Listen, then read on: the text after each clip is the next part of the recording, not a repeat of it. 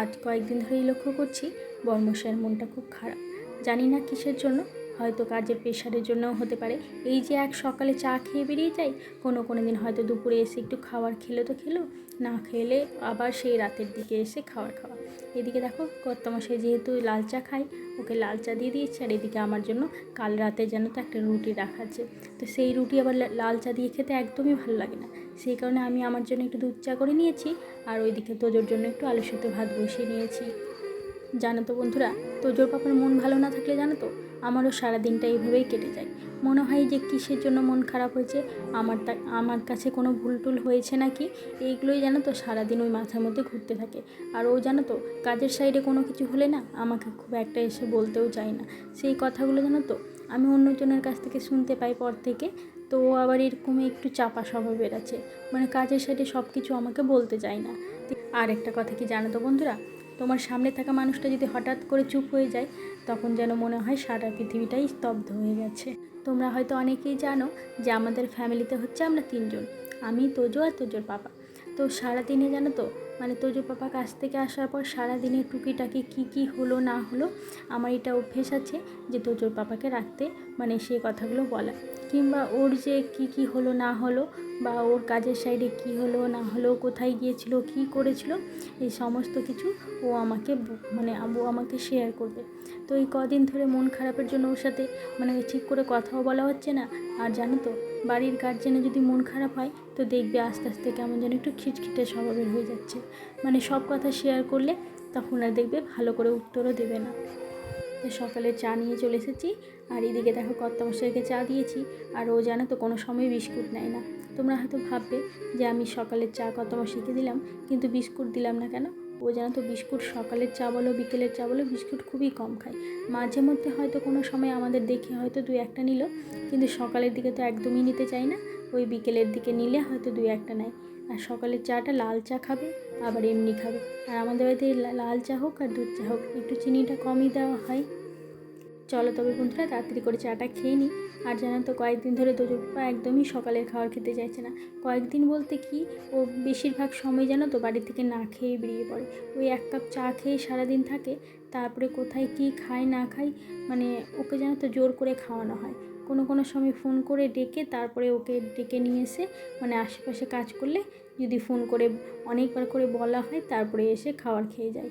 না হলে জানো তো খাওয়ার কোনো চারই ওর নেই যে নিজে থেকে এসে কিছু খাবে না খাবে। আর বাইরের খাওয়া দাওয়া তো জানোই, হয় মুড়ি খাই, না হলে এই পরোটা ডালপুরি খেয়ে থাকে।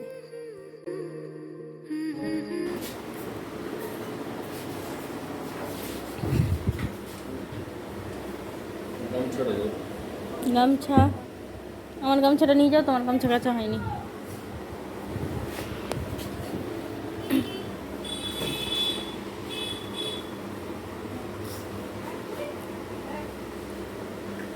ভালো করে যাবা। মেঘ করে আসছে আবার দেখো। কি গো,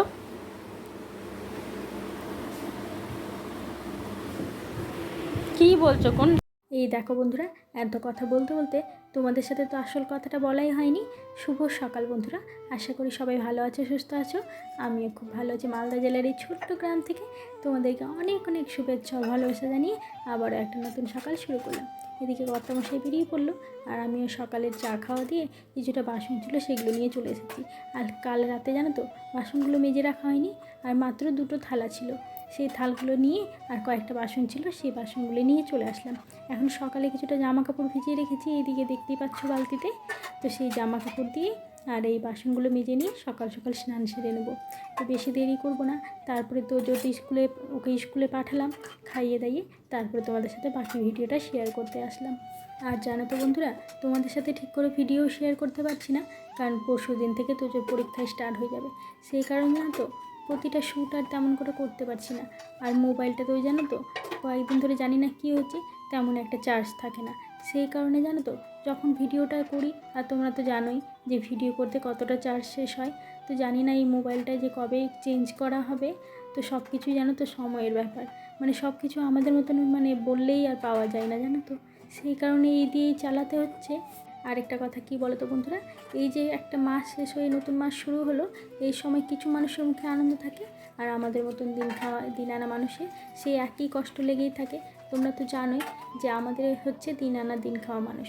আমাদের তো এই মাস গেলে বেতন ঢোকে না যে সেই কারণে আমরা খুশিতে থাকবো। আমাদের সেই দিন খাওয়া দিন আনা যেই টাকাটা থাকে, সেই টাকাটা মানে প্রতিদিন তো সংসারের কাজে লাগে, তাছাড়াও আমাদেরকে কিছু সঞ্চয় করে রাখতে হয়। এই যে মাস গেলে টিউশনের বেতন, স্কুলের বেতন, তাছাড়াও তো মাস গেলে লাইন, কারেন্ট, এদিকে তো আছেই কেবিলের বিল, লাইনের বিল, সমস্ত কিছু আমাদেরকে সেখান থেকেই জড়ো করে রাখতে হয়। তবে মাস গেলে জানো তো আমাদের খুশির চেয়ে দুঃখটাই বেশি থাকে, যে এতগুলো টাকা কোথা থেকে জড়ো করতে হবে।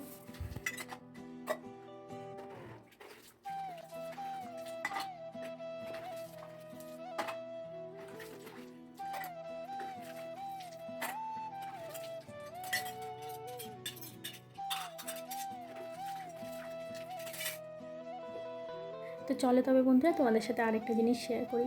এই যে এই জায়গাটা দেখতে পাচ্ছ, এই জায়গাটা জানো তো তেমন মানে যেমন তেমন কোনো জায়গা নেই। এই জায়গাটা হচ্ছে আমাদের সারা দিনের ক্লান্তি বলো, সারা দিনের দুঃখ কষ্ট বলো, সব কিছু এই জায়গাটার সাথেই মিশে আছে। উপরে এই যে টিনের ছাউনি করা, আগে তো এটা পুরোটা জল পড়তো, আর ছোট্ট ওই ঘরের ছোট্ট একটা বারান্দা ছিল, সেখানটাতেই আমরা থাকতাম। তো তারপর থেকে যে এই জায়গাটা আমার মানে টিন দিয়ে এই জায়গাটা করা হয়েছে, মানে আমাদের সারা দিন বলো এই জায়গাটাতেই কেটে যায়। তো এই জায়গাটাতে মানে গুছিয়ে সুন্দর করে তো রাখতে হবে, তাই নাকি? তো চলো এখানটা ভালো করে গুছিয়ে নিই।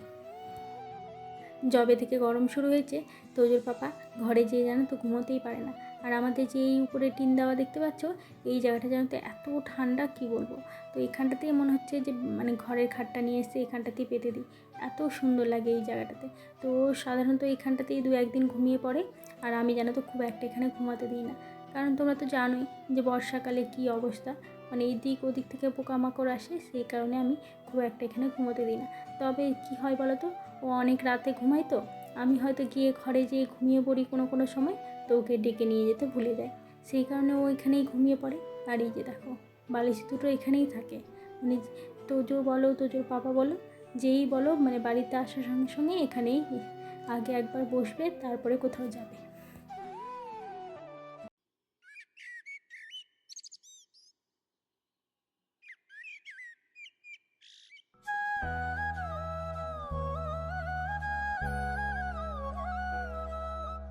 সেই যে জামা কাপড় ভিজিয়ে রেখেছিলাম, সেইগুলোকে এবার কেচে নিয়ে চলে আসলাম।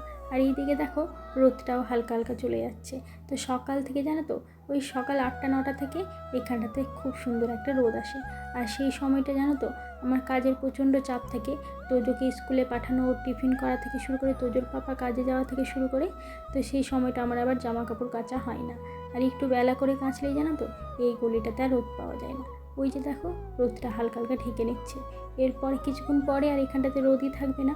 তো এই যে এখানে একটা হালকা বাতাস দেয়, তো সেই বাতাসেই জামা কাপড়গুলো হয়তো পুরোটা শুকায় না, কিন্তু যেইগুলো হয়তো একটু হালকা জামা কাপড় আছে সেইগুলো শুকিয়ে যায়, আর বাকিগুলো রেখে দিই তুলে, বাকিগুলো পরের দিন আবার রোদে দিই। যেমন দেখতেই পাচ্ছ যে এই সাইডের জামা কাপড়গুলো কালকের আছে, সেইগুলো আজকে শুকিয়ে গেল, আর আজকেরগুলো কিছুটা হয়তো আজকে শুকাবে, কিছুটা আবার কালকে দিতে হবে।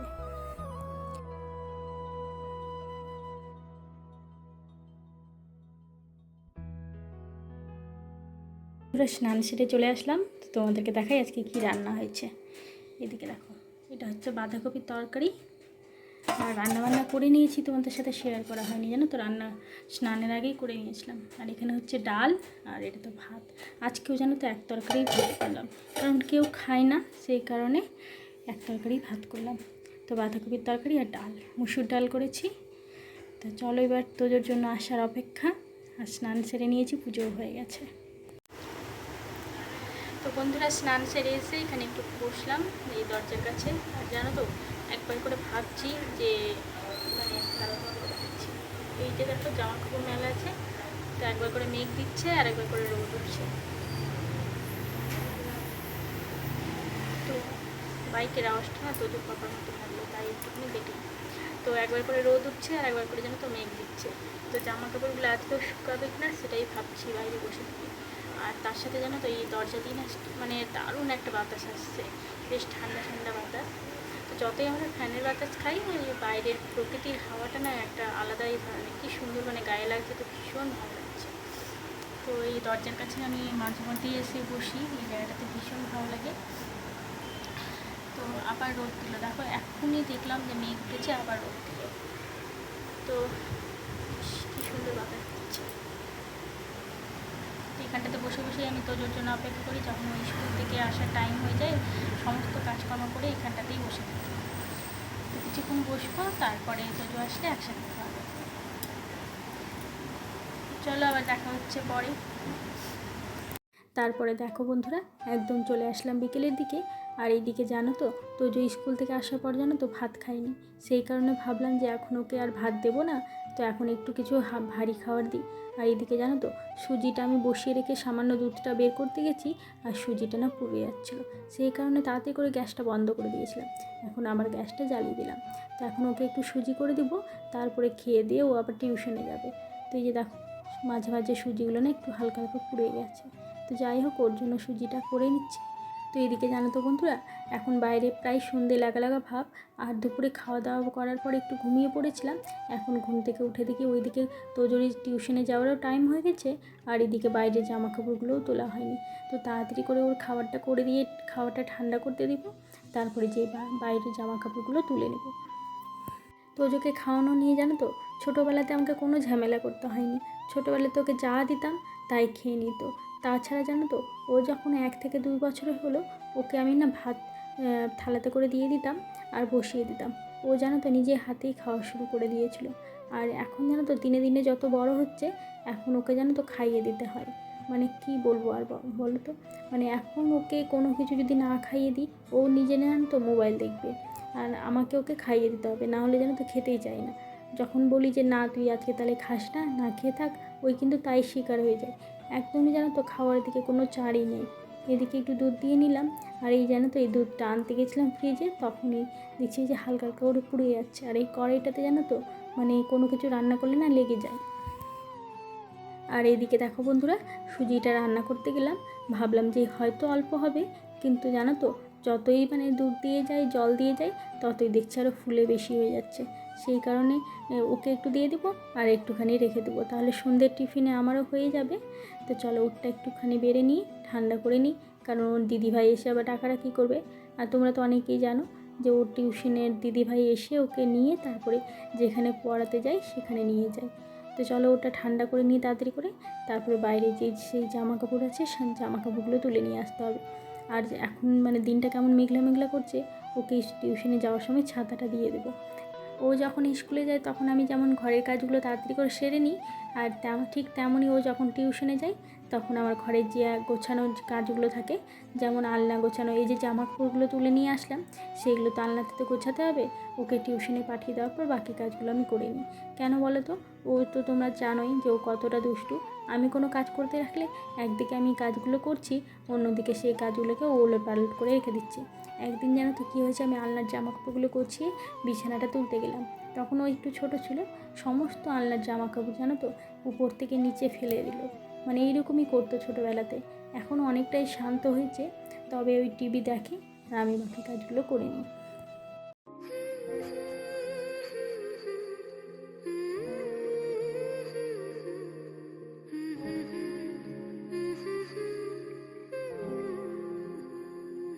তোজোকে টিউশনে পাঠিয়ে দেওয়ার পর হঠাৎ করে আকাশের দিকে চেয়ে দেখি কী সুন্দর লাগছে না দেখতে, ভীষণ সুন্দর লাগছিল। একটু আগে যেন তো আরও সুন্দর লাগছিল দেখতে। আর প্রাকৃতিক সৌন্দর্যটাই এরকম হয়। তো চলো তবু বন্ধুরা, আজ তবে এইটুকুই থাক, আবার দেখা হবে নেক্সট ভিডিওতে। তো চলো আজকের মতন এখানেই, ভিডিওটা কেমন লেগেছে অবশ্যই তোমরা কমেন্ট করে জানাবে, ভালো লাগলে একটা লাইক করে দিবে। চলো আজকে এই মতন এখানেই, সবাই ভালো থেকো, সুস্থ থেকো, পরিবারের সকলকে নিয়ে ভালো থেকো।